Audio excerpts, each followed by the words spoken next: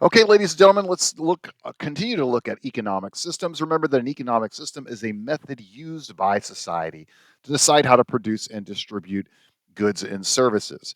We left off last time with this, the free market system, where households and businesses exchange in the factor market, land, labor, and capital for interest, wages, and rents, and the product market, money for goods and services is the exchange there.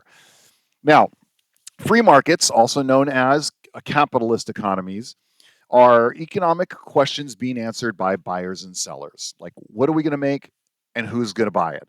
That's all answered by producers and consumers. Individual choice ultimately decides what to produce and what to consume. Some examples of pure capitalist societies are they're small. You don't have like countries that are purely capitalist. So if you go to street vendors around foreign countries, that's going to be an example of purely capitalist systems. Places like Craigslist, Facebook, the dark web, that's going to be purely capitalist. Slum cultures around the world, since the government doesn't acknowledge that they exist, they end up creating their own free markets that are very, very fluid. Some of the advantages of free markets, well, they use resources more efficiently because buyers and sellers like, I need this, so I will make this. Well, that's an efficient use of resources instead of wasting them on something people might not use. So that self-interest actually drives those choices and it allows resources to be used more efficiently. Obviously, the households are looking for utility, companies are looking for profit. It allows for greater choice because you have free markets. You can go ahead and choose what you want to buy or what to create. It actually incentivizes the innovation. So if I want to make something more efficiently and productively, I'm gonna, and of course it's to make money, but it ends up working out for people because things like computers don't appear out of nowhere. There's an incentive to innovate them to make them better to make a profit. You benefit with a better computer. And of course, because there's more buyers and sellers out there, you're going to have greater competition. And therefore, in free market economies, prices are usually going to be lower in the long run. Okay. And again, we have our street food that nobody's really regulating street vendors all around the world. You just the free market, the invisible hand kind of works, and even places like Facebook Marketplace, when you make a transaction, that's like a free market transaction. Slum cultures around the world. We have Karachi in Pakistan, Mumbai in India. You have Mexico City. These areas don't exist according to the government. So the government often doesn't provide them with any kind of services or taxation at all. So everything here, if you want something, it's going to have to be done by private individuals engaging in free market transactions. Downside, well, if there's no government, there's not going to be any property rights. There's no laws. So you start to have problems with things like contracts, guaranteeing that you're going to follow through with something. You have greater inequality in free market systems. This is going to take place over time. The more the free market exists, the more you start having problems with people that have more than others. You could have monopolies where a single supplier dominates the market. You're not going to have public goods. So you're not going to have like a national defense or national parks or public education. Those are all going to have to be done privately. Now, we don't exist within that capitalist. We have elements of that capitalist free market system, but it's not pure. Instead, we have a mixed economy. And in a mixed economy, we have to add something to this. And what we're going to add is that middle. Okay. We're not a purely capitalism. We're definitely not socialist. But somewhere in the middle, we need to decide how much government controls an economy and how much buyers and sellers control the economy. So what we're going to throw in middle here is this government. We'll break this down a little more as we go forward. Government is now part of this entire circular flow process. Now I want you to note that now we're going to identify two different parts of that circular flow. One is the private sector. This is the part of the economy that is ran by households and firms, privately owned companies and businesses and households. The other side is the public sector. The public sector is the part of the economy that is ran by government.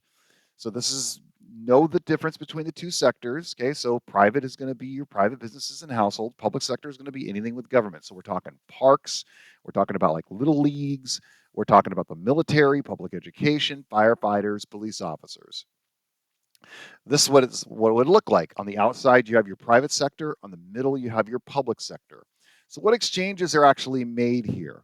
Well, first of all, remember that government doesn't make anything. They don't make their bullets, their airplanes, they don't make their police cars, they don't make their fire engines, they don't make the clothing that the officers wear, they don't make the hoses, none of that. So the government then here in the product market right here, they need to pay businesses money. So that expenditures, just call it money. In exchange, they get goods and services, things like police cars and um, cell phones for the police officers, badges, your IDs, your gun, your handcuffs, all those things are the government paying money to businesses in exchange for goods and services. If this is a school, the desks, the Chromebooks, the pencils, the chairs, the buildings, the government didn't make that. The government went to businesses and bought goods and services for that to be created. Firefighters, fire trucks, fire hoses, you name it. The military, all their guns, ships, tanks, the uniforms for the soldiers, all that is bought in the product market by the government from the businesses. Now, in the resource market, it's the same transaction as households and businesses, except the government's doing the transaction with the household. Okay, so the household has factors of production, land, labor, and capital. They go to the public sector, the government, and the government pays them. Don't say expenditures here. Let's just call it what it is, which is wages. So cops come from households. They are hardworking men and women that patrol our streets, protect the rights of citizens. So police officers are going to government and they get a wage to do their job. Firefighters would be here, members of the military, teachers, city council workers, people that work in public works that help our roads and city parks. All right. So instead of it bouncing between households and businesses, we have here in the resource market, that's the factor market, factors of production, resources. We have households going to government and working for government in exchange for a wage. And down here in the product market, we have the government going to businesses and exchanging money for goods and services, police cars, fire engines, that kind of thing. Now, in the middle here, we have our way that the government actually gets that money, and that's through taxes. Okay, it doesn't just magically appear. They got to get their money from somewhere, and they get taxes from both households and businesses. And then notice it says here goods and services. Let's change that to government services. Okay, so we're really clear. So the government does provide certain services. What do they provide? Schools, fire, you have Medicare, you have the military, you have Social Security, you have safety nets like welfare um, and SNAP and WIC and those kinds of things. Parks, police, we have the pandemic loans. They research cancer vaccines, measles vaccines, COVID vaccines. They build roads. We have universities, subsidies for businesses. All these would be considered government services. And of course, taxes also pay for that too. So taxes pay for the wages of firefighters, teachers, military, that kind of thing. And of course, taxes pay for products, goods and services, chairs, desks, police cars, fire hoses, handcuffs, those kinds of things. And then taxes also pay for your government services, school, Medicare, Social Security, the military, police, parks, universities, roads. Okay, so now we're not just going around this in a circle. Now the money goes into the government and out through wages, out through goods and services bought from businesses, and out through government services, all these things the government does for the people of the country. And so we have a mixed economy. We are free here to choose what to produce and what to consume and where to shop, but we do have laws. We have labor laws that says you can't have like child labor, that you can only have certain amount of hours in a week. You have overtime, minimum wage. We have health codes and health laws.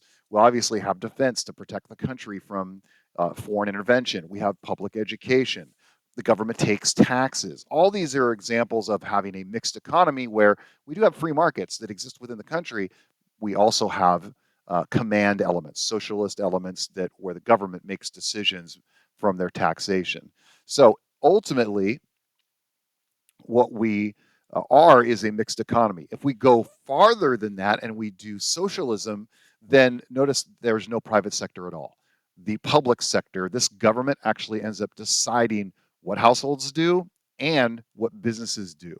And all this kind of goes out the window because this central system in socialism, the central system, the government decides all transactions that households do and all transactions that businesses do. Notice the private sector has now all become the public sector. Okay. Now, these are also commonly called command economies. All the questions are answered according to government direction. The government controls all activity.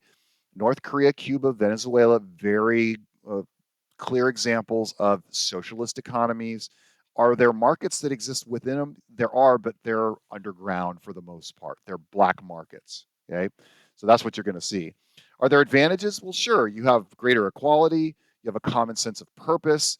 You can rapidly mobilize resources, like when COVID happened, or the United States military during World War II, and it prevents corporate monopolies. Now, single monopolies, if the government's the monopoly, that is a problem. Okay. Now we do have elements of government, as we stated before, in our economy: the school, military, CARES Act, Social Security. Of course, the problems being individuals end up being lower priority. You have less choice because the government is actually the monopoly. Resources are often misused by the government because it does what it wants to do, not what the people necessarily want to do. And it actually increases possibilities for corruption too, because the government starts favoring certain people or certain businesses. And again, North Korea, Venezuela, Cuba, the common examples of socialist economies.